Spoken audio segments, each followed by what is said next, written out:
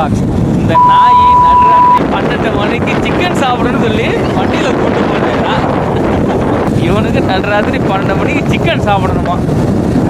நம்ம எதிர்பார்த்த கடை திறந்துருக்கு. சிக்கன் கடை திருடமருதூரில் ஸ்டேட் பேங்க்கு ஆப்போசிட்டில் சிக்கன் கடை இருக்குது. அங்கே தான் போயிட்டுருக்கோம். வாங்க சிக்கன் டேஸ்ட் சொல்கிறோம். கடை வந்து விட்டது.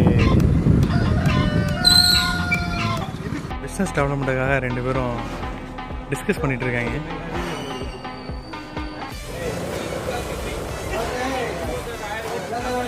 இது வெந்துட்டுருக்கு. நம்மளோட சிக்கன் வெந்துட்டுருக்கு.